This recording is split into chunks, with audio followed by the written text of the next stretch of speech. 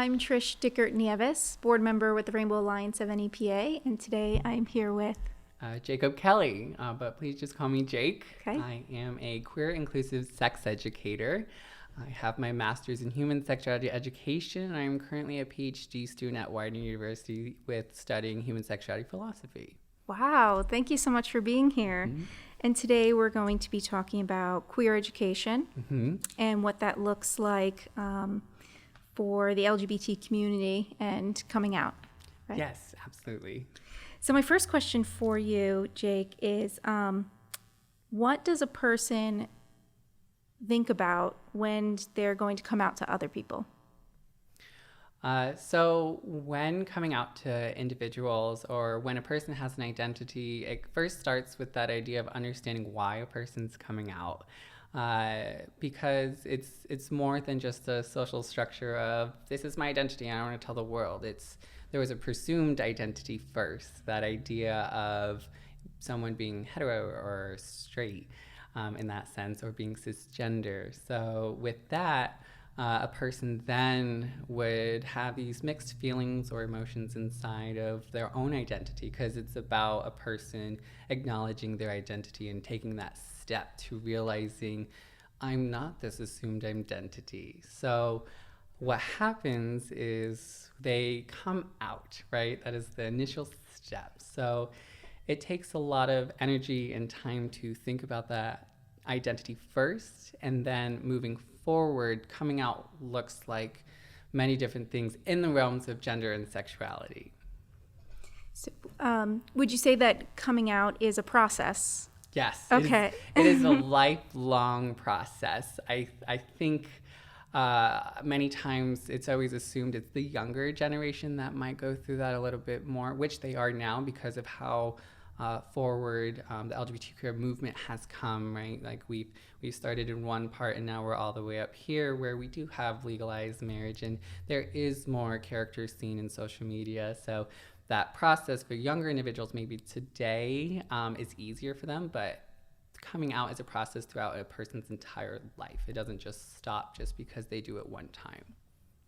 Can you elaborate a little bit about what the coming out process looks like? Like, what do those steps look like for a person? Yeah, so in my background with being a queer inclusive sex educator, there are many different understandings of what that process looks like. There's actually 6 steps within a theory, which is first realization and discovery. They have to figure out, I'm different. I don't know how I'm different. I don't know why I'm different, but I'm different. And then a person then goes to that idea of coming out, like they tell maybe that one person, or they tell their family or whoever they're close to, that initial, who is most meaningful to them.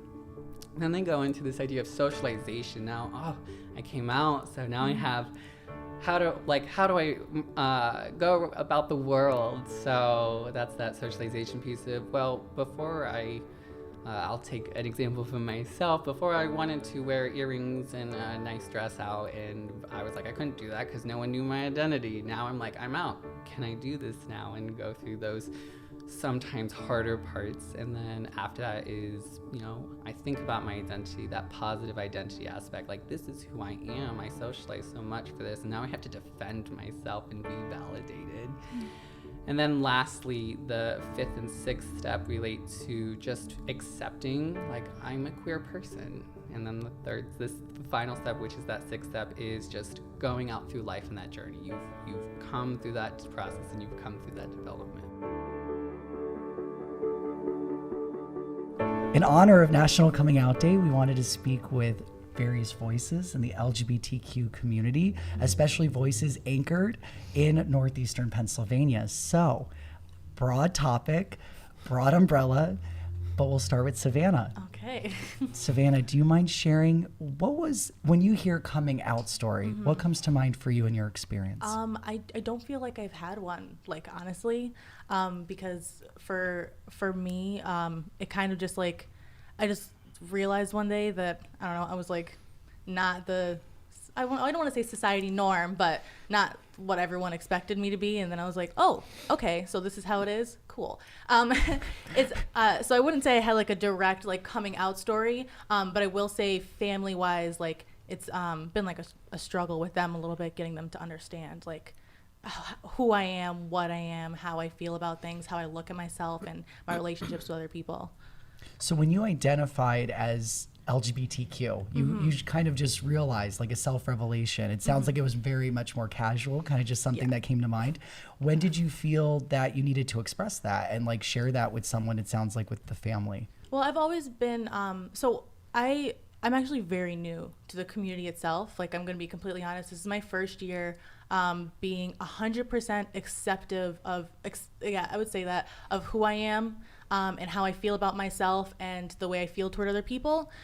So, like, as far as the LGBTQ plus, like, the labels kind of like really overwhelm me. So I kind of just like genuinely go by queer for everything, like even like gender and as well as like sexuality and stuff. And like I said, I'm very new. So if I misspeak or say something that doesn't seem 100% accurate, I'm very sorry. No, that's okay. And I'm really glad you said that, because labels, you know, there's definitely, it's a twofold thing, right? So when we identify our sexual orientation, our gender identity, we tend to feel like we have to be put in a box, right? And it doesn't need to be that way. So personally, from my own experience, I think it's best just to choose the words that feel like they best represent you. And there's no quiz or test at the end of it. I also want to say welcome. You're going to get your membership card in the mail. Yes. It should come in 6 to 8 weeks. So be on the lookout for that. And maybe we'll turn to Kira, and perhaps we'll just kind of go back and forth here. Kira, do you mind sharing a little bit about coming into your own and how you first identified as LGBTQ? Sure. So, you know, for me, it was more a coming out process than a coming out story per se.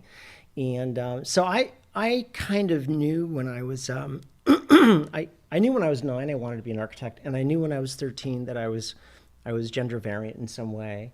And I actually tried for 45 years to make that go away. And of course it cannot, you know, and it took me a long time to come to acceptance of self, you know. I think that, you know, along the way, I was married, I raised 3 children. 30 years ago, I founded a company with 12 people. And the deeper I got into all of the circumstances in my life, the more grounded and rooted I became in a life, the harder the prospect of transition came to appear to me. So, you know, I mean, I would drive down to Philadelphia, you know, 10 years ago, and I got to a certain point where I realized I wasn't going to be able to keep up this fight. You know, I couldn't keep putting my fingers in the dam. It was going to come in on me. I'd drive down to Philly and I'd think about, you know, driving into a bridge abutment at 140 miles an hour, because I couldn't think of any other way to manage it. Eventually, I got good therapy, and I did group therapy, which is a fascinating experience. And then I began to work my way into acceptance of self. And one day I woke out of bed at 5:30 in the morning, and I said to myself, I'm starting my transition. So, you know, that happened. I spent 5 years. I would take people out for a slice of pizza at lunch, give them a back door so that like there was no alcohol or anything like that, you know. And I would tell my story, and they always say, you know, you need to get the word transgender out in the first 3 or 4 sentences, or people think that you're telling them that you're dying, you know. So, Oh I mean, in a way. and I began to build my circle of allies and my orbits until I got to a point where I thought that I had enough, that I had a steady platform to step out onto. And so December 3rd of 2018, I showed up at my office in Wilkes-Barre for the first time wearing a dress. That was fun. My staff was ready for it, my partner was ready for it, and all of my clients were ready for it. And I'd just like to say that, you know, point of view of all the fear that we have of becoming who we really are, authentically and so forth, although I have some difficulty with that word because I sort of felt authentic before my transition too. But I think that point of view of all those fears, I went to a client of mine in Wilkes-Barre and I explained what was about to happen. And it was a pretty significant project for me. And this client looked at me and said, you know, I really only have one question for you.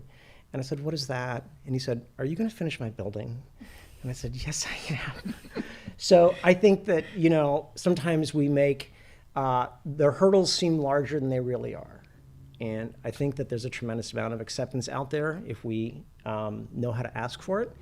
And I think that Northeastern Pennsylvania is actually not the place that a lot of people fear will be a difficult place within which to find acceptance. I found a tremendous amount of acceptance here. In fact, I have to say, hundreds of people know about my transition. I haven't lost a friend. But I took my time because I believe that when you transition, everybody in your life transitions with you. And I think it's really interesting that Savannah identifies as queer because I'm a binary trans woman, right? And so, I kind of reified the binary. And when I moved to Philadelphia, my sister said to me, like, where are you gonna live? And I said, I'm not really sure. I was thinking about like maybe Point Breeze. She's like, oh, you can't go down there. She's like, that's where all the kids are. And like, you're too binary for that, And my sister's a physician, so like, she's entitled to an opinion. She was half joking when she said it, but in a certain sense, it's kind of true. And I think it's just amazing how young people are kind of dismantling the gender binary in so many ways. And it gives me so much faith and hope for the future. I moved here in 2008 from New York City, but before New York City, I lived in North Carolina, pretty rural North Carolina. So this is somewhere in between, I would say. And I have seen significant positive change since I moved here in 2008. I've seen significant change in the Valley. I've seen significant change on campus at Wilkes. And so we still have miles to go before we sleep, but we have made some great progress. I see much more activism. I also see much more comfort with LGBT couples just interacting with people, which I find as a really important anecdotal piece of evidence for the comfort level of the community and the feeling of our community being part of the larger community in a comfortable way, which I think is really critically important.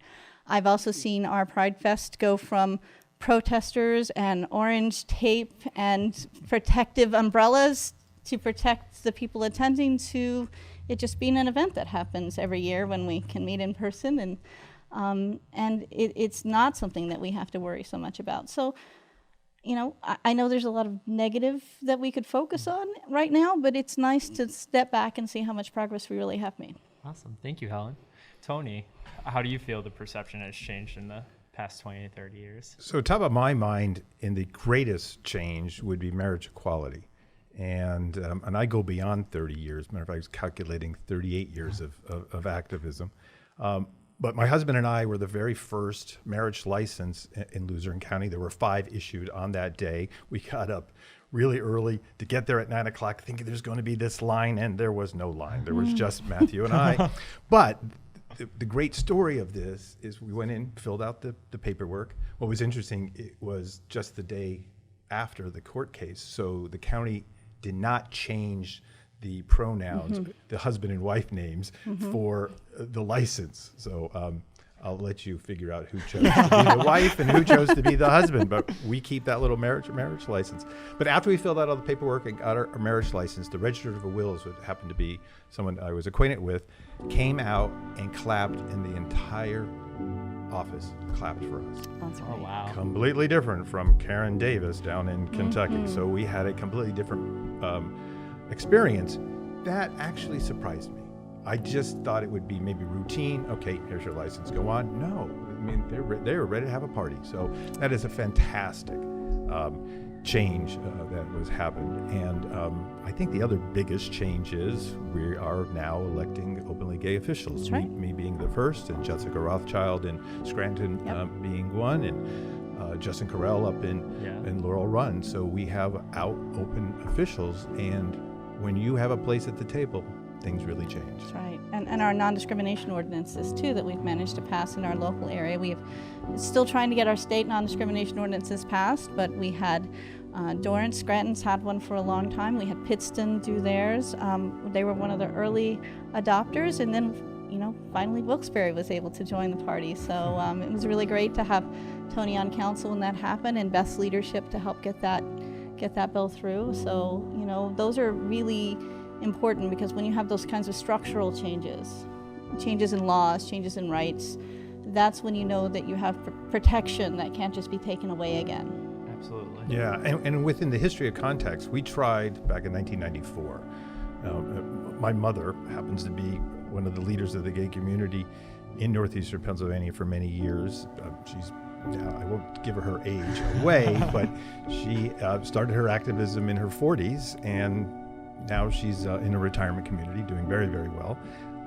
But back in 1994, when we first tried non-discrimination, her and Jim Harrington, who was a music professor at Wilkes University and a Catholic church organist as well, with the wonderful tattoo on his arm so everyone could see.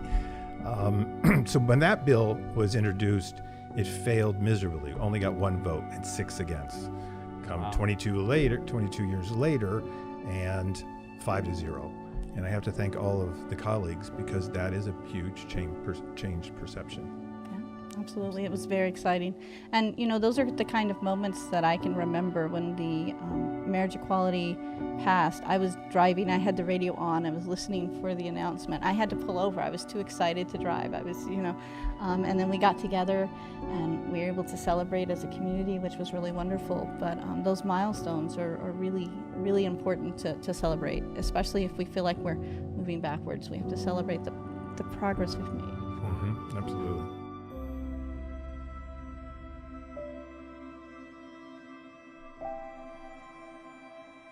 A big hello to my friends in the LGBTQ community. I'm Dr. Ali Chitalia and I'm your ally. We realize at Geisinger that there are significant healthcare disparities in the LGBTQ community, and one of the reasons has been a lack of trust between the members of your community and the clinicians. And rightfully so. There is national data that a lot of patients have been feeling discriminated and judged, and because of that they have not sought the care that they need and they deserve. Prevention is better than cure. Many times preventive studies are not held in time. They are delayed or not even sought because of the lack of trust. We have made significant changes at Geisinger in our culture. We have spent about thousands and thousands of hours in educating our front office, our nurses, and our clinicians to understand the needs of the LGBT community. We routinely talk about gender identity and sexual orientation so we understand you better. In order for us to provide the care you need, we have to understand you better. So we have made those changes and adaptations so we can provide good care that you need and you deserve. Please take charge of your own health. Do not defer the healthcare needs that you have and you deserve because of the lack of trust. Give an opportunity to the friendly providers. Find someone who you can connect with and you can speak to so you can get the best care that you need. I wish you all the best, but before I go, this is COVID times, so I strongly urge you to use a mask and follow CDC guidelines. Wish you the best. Stay well, stay healthy. Signing off.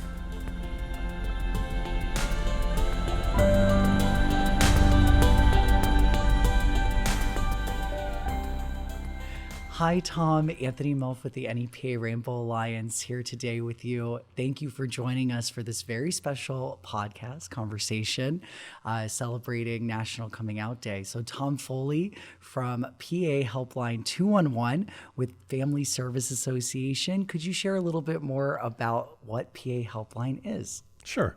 What the PA 211 program is, it's a nice, easy to remember number, just 3 digits, and you're able to talk to a information and referral specialist in Pennsylvania. Well, actually, you can do it in 48 states. If you dial 211, you can talk to an information specialist in whatever state you're in. One of the good things about the 211 program is we're there 24 hours a day in our coverage area, which covers 17 counties in northeastern and central Pennsylvania. So anytime you call, you're always going to get somebody. And the other part of that is you don't just have to call. You can text us. Just send your zip code to 898-211, and it comes right into the caseworkers' desks. They can text back and forth with you and help you out that way. So it's really simple to get a hold of us. You either have to just remember 211 or 898-211. And considering the LGBTQ community and some of the concerns that may arise as one comes into their own identity, maybe faces rejection at home, perhaps wants to better process, that self-identity, are there referrals in place for housing, mental health services? Can you describe some of the what those referrals look like? Sure. One of the unique things about the PA 211 in the Northeast here is we also do crisis work from a number of different agencies throughout the 17 county area. So we work with mental health centers. We work with abuse and rape crisis centers. We work with some domestic violence centers. One of our programs is a housing program. And with that, we work with people who may have been discriminated against and how they can help try to get discrimination issues resolved regarding housing. So there's a number of different aspects that we can take care of. And not only that, the caseworkers are trained across the board. So, there's no specialist that just handles mental health.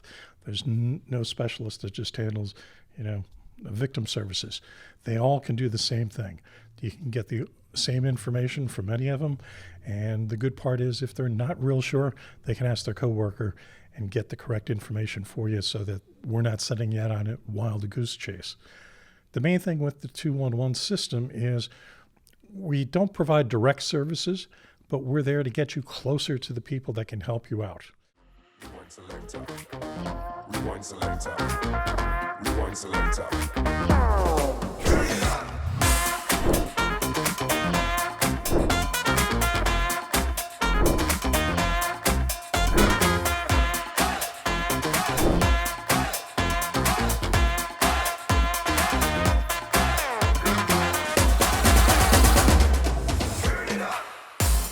Thank you for being here today, Rabbi. Oh, it's an important issue. I'm glad to be here. Thank you.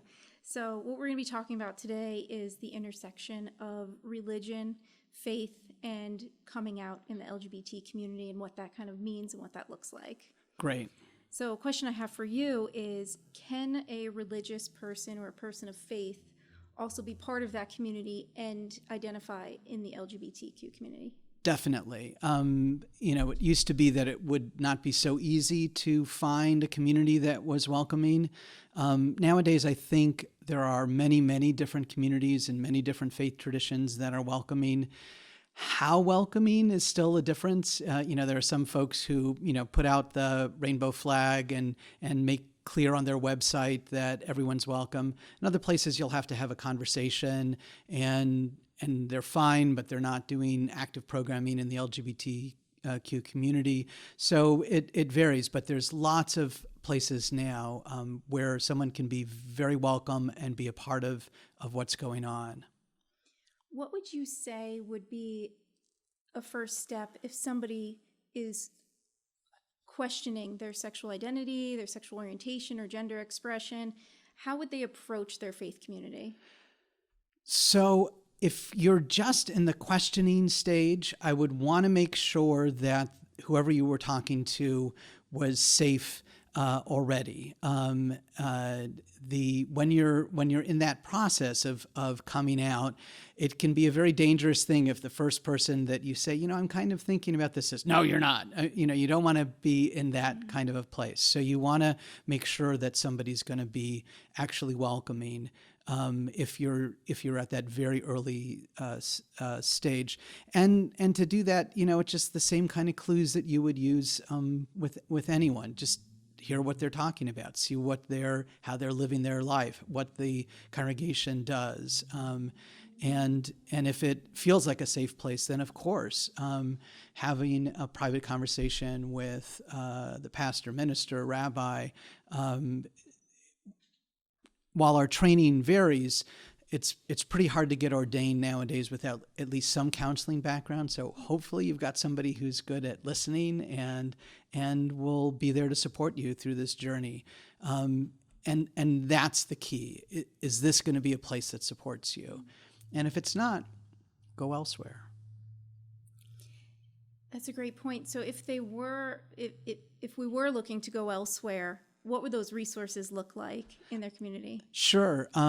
So there are, I think, sort of two different ways in. One is to go to an explicitly LGBTQ organization that intersects with different faith communities. So in the Episcopal world, there are groups specifically for gay and lesbian Episcopalians, and then ask them, is there a church in my area?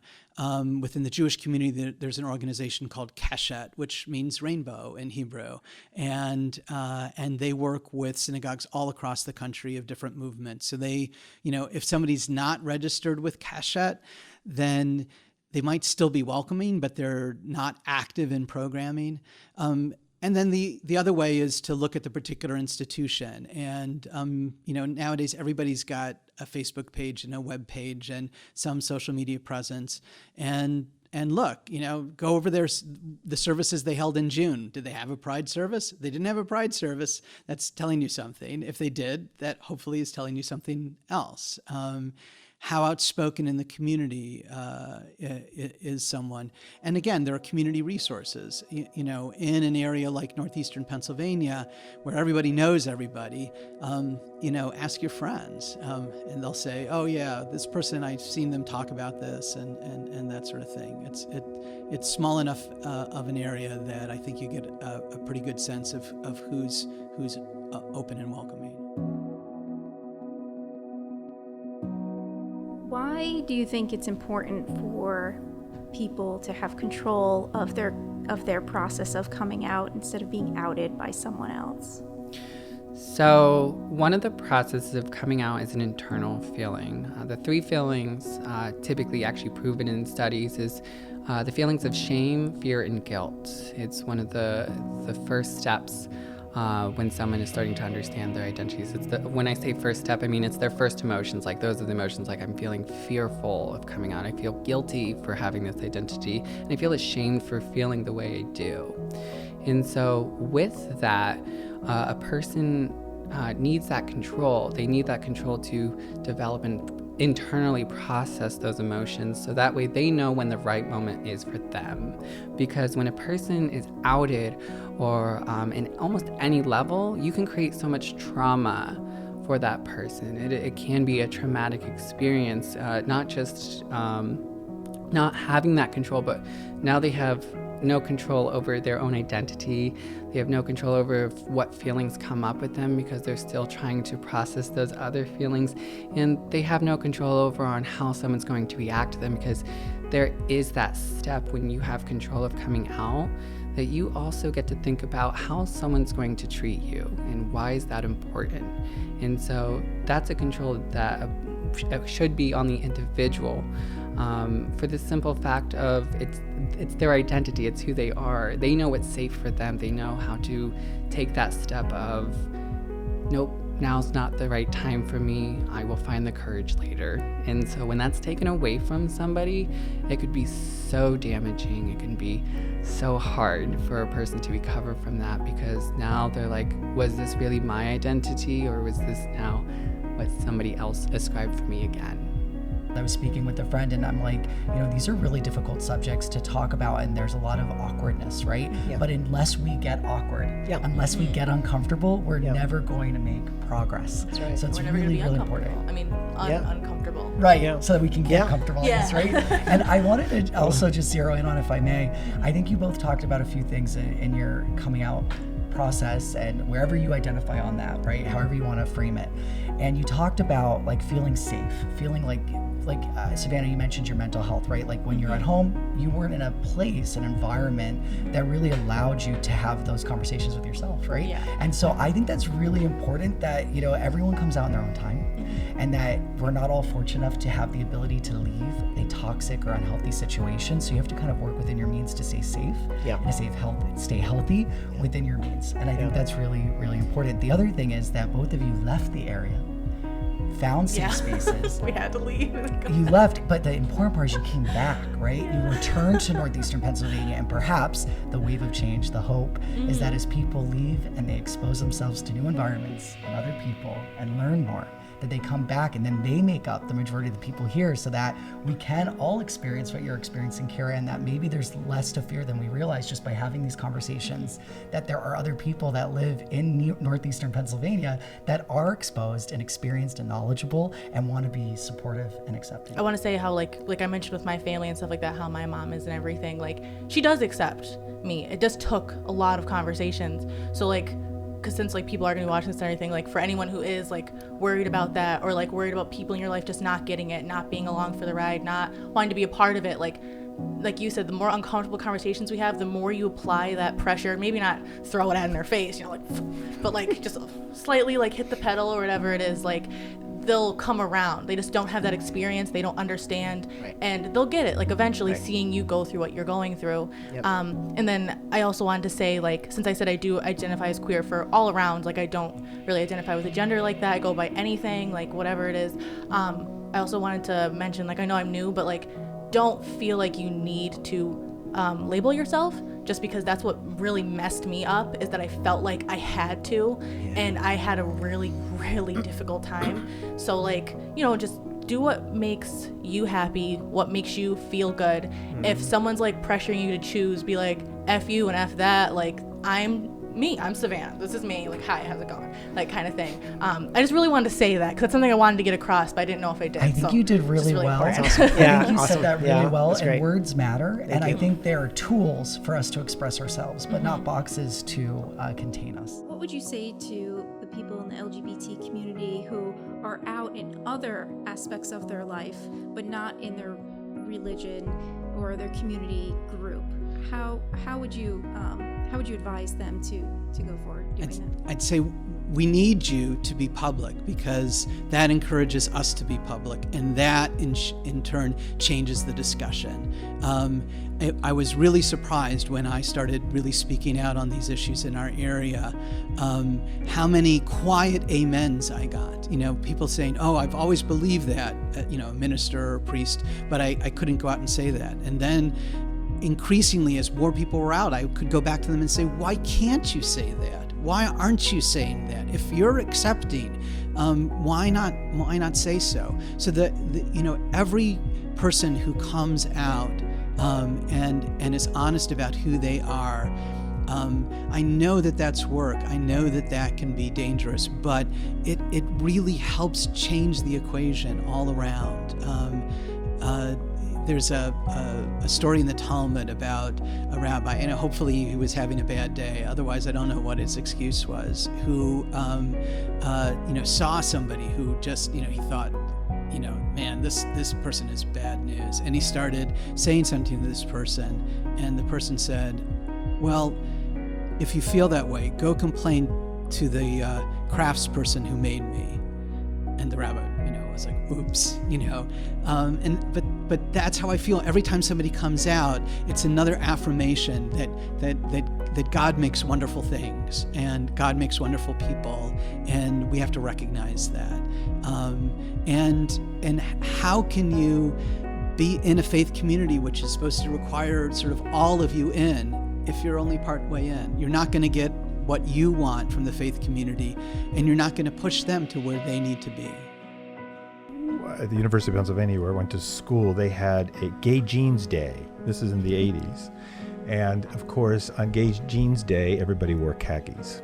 It was very interesting to see how people handled it. So, but it's just so unbelievably important to be authentic to yourself, regardless of who you are, what you are, just to be authentic and to be real, and you will be loved, and that's all. I think since this is for Coming Out Day, it's important to acknowledge that coming out is important, and it's still not always easy, right? You know, we've been talking about this progress. It might sound like, well, it's no big deal now, but in fact, it can be a very big deal, and it can be very, very difficult. So, you know, if some things that I would want people to know about coming out and being out is it's not the same experience for everyone. it's not something you do once. Like people who don't know think it's like this thing that you do and then it's like, oh, I'm out of the closet. It's all wonderful now. But it's like, okay, do I come out today? Do I come out tomorrow? Like, do I come out at work? Do I come out at my new job? Do I come out to my new friend? How do I come out to my new friend? Do I, it's a constant process, and you have constant responses to that process that are all over the place. It's also important to know that it's easier for some people to come out than others, and there's nothing wrong with that. And you shouldn't judge someone for not being out, especially if you're shocked and, well, why didn't you tell me before? It's not that easy. It can be a very difficult thing. It's a very personal thing. And there's a lot at stake. We have protections here in the city of Wilkes-Barre because we've passed a non-discrimination ordinance. We've just had some Supreme Court cases that have hopefully provided some protections, but that would probably require some legal action to get those protections. The state of Pennsylvania does not have those protections in place. So there are real consequences for people who come out sometimes. They may lose their jobs, they may lose their home, they may be denied services. So there are reasons why people sometimes don't come out. So, don't judge someone harshly if they've decided not to come out to you right away or if it's a process. And if someone does come out to you, be supportive.